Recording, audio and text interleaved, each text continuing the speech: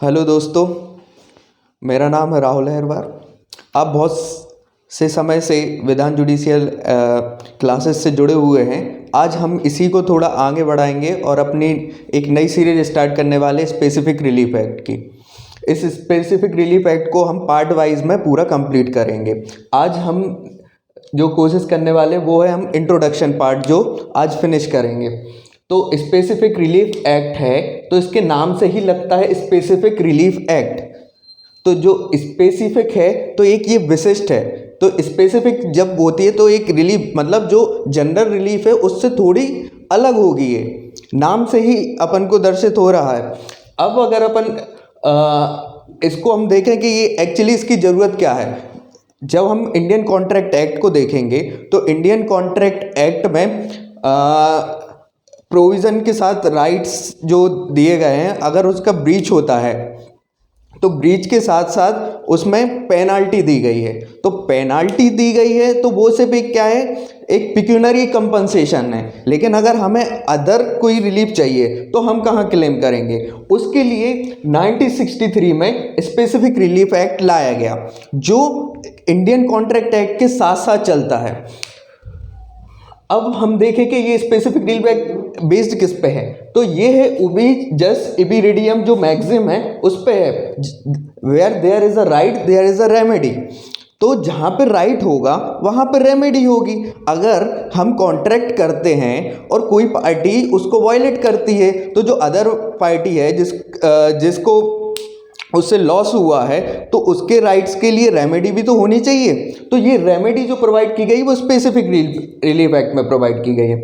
अब जैसे हम कॉन्ट्रैक्ट में देखें तो रेमेडी तो उसमें भी है, लेकिन जब हम सेक्शन 73, 74 और 75 में देखते हैं तो वो है एक पिक्यूनरी रिलीफ। जो पिक्यूनरी रिलीफ है वो आपको एक सिर्फ एक बोल सकते एक पेनाल्टी प्रोवाइड कर रही है। ये नहीं दे रहे कि अगर आज आपको अगर उसका स्पेसिफिक परफॉर्मेंस करा है ना वो दे रही है। अगर आपको पोजीशन वापस लेना है तो वो नहीं दे रहा है। आपको मान लीजिए डिक्लेरेशन कराना है या इंजंक्शन कराना है तो वो इंडियन कॉन्ट्रैक्ट एक्ट में नहीं है। लेकिन उसको जो जिसकी उसके कमी थी वो स्पेसिफिक रिलीफ एक्ट के द्वारा प्रदान की गई है। अब हम जैसे देखते हैं कि स्पेसिफिक रिलीफ एक्ट में कौन कौन से रिलीफ हैं। जैसे हम बोल दें इसमें है रिकवरी ऑफ पोजेशन, जहां मूवेबल और इमूवेबल प्रॉपर्टी के बारे में दिया गया है। साथ साथ हम कंपनसेशन की बात कर सकते हैं। कई बार ऐसा होता है कि कंपनसेशन आपको रिलीफ भी दे रहे हैं, आपका परफॉर्मेंस भी कर रहा है, लेकिन कंपनसेशन इनएडिक्वेट है। तो ये कोर्ट का डिस्क्रिशन है, अगर उसको लगता है तो वो साथ साथ उसका एक्स्ट्रा कंपनसेशन भी प्रोवाइड किया जा सकता है रिलीफ के साथ साथ भी। और बात होती है जैसे स्पेसिफिक परफॉर्मेंस की, तो इसमें कंडीशन बताएंगे कहाँ पे पार्टी क्लेम कर सकती है स्पेसिफिक परफॉर्मेंस के लिए और कहाँ नहीं कर सकती, क्या क्या उस पर बार है। साथ साथ है रेक्टिफिकेशन। अगर कोई इंस्ट्रूमेंट है जिसको रेक्टिफाई सुधार करना है तो रेक्टिफिकेशन के बारे में दिया गया है। कैंसिलेशन के बारे में दिया गया है, अगर कोई इंस्ट्रूमेंट का कैंसिलेशन कराना है तो वो हो सकता है। रेसेशन हो सकता है, विखंडन कराना है इंस्ट्रूमेंट का तो वो स्पेसिफिक रिलीफ एक्ट में दिया है। साथ साथ एक प्रिवेंटिव रिलीफ भी दी गई है जिसे हम इंजंक्शन बोलते हैं। तो ये पॉजिटिव और नेगेटिव इंजंक्शन है जो स्पेसिफिक रिलीफ एक्ट में दिया गया है। अगर हम इसका इन्फोर्समेंट देखें तो ये इन्फोर्स हुआ था 1 मार्च 1964 में, और इसके बाद इसमें एक 2018 का अमेंडमेंट एक्ट आया जो 1 अक्टूबर 2018 में इन्फोर्स में आया। अब हम अगर इसके सेक्शन 1 की बात करते हैं, शॉर्ट टाइटल, एक्सटेंड एंड कमिसमेंट। तो शॉर्ट टाइटल तो ये इसका एक्ट का नाम हो गया स्पेसिफिक रिलीफ एक्ट। अब ये कहाँ कहाँ इन्फोर्स होता है। 1 अक्टूबर 2018 के पहले ये जम्मू एंड कश्मीर पे एप्लीकेबल नहीं होता था, लेकिन 2018 के अमेंडमेंट के बाद ये होल ऑफ इंडिया पे एक्सटेंड होता है। अब जैसे हम बात करें इसमें सेक्शन 2 की डेफिनेशन, तो डेफिनेशन में इसमें ऑब्लिगेशन, सेटलमेंट, ट्रस्ट, ट्रस्टी और एक जो आती है अदर एक्सप्रेशन। अगर इसका जो ई वाली एक डेफिनेशन है ई जो बोलती है कि अगर मान लीजिए कि इसमें कोई ऐसा वर्ड है जो डिफाइन नहीं कर रहा है प्रॉपर तरीके से, तो आप किस एक्ट की सहायता, तो जो इंडियन कॉन्ट्रैक्ट एक्ट में एक्सप्रेशन वर्ड्स दिए गए हैं आप उसकी हेल्प लोगे।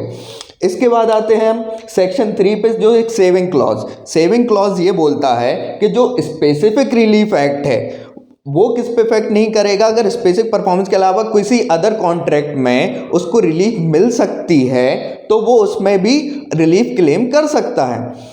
इसके बाद जिसका जो बी वाला है वो बोलता है कि जो इंडियन रजिस्ट्रेशन एक्ट है, तो इंडियन रजिस्ट्रेशन एक्ट में अगर आपको कोई रजिस्टर्ड इंस्ट्रूमेंट है इंडियन रजिस्ट्रेशन एक्ट के थ्रू, तो उसमें भी आप उस पर इफेक्ट नहीं करेगा स्पेसिफिक रिलीफ एक्ट।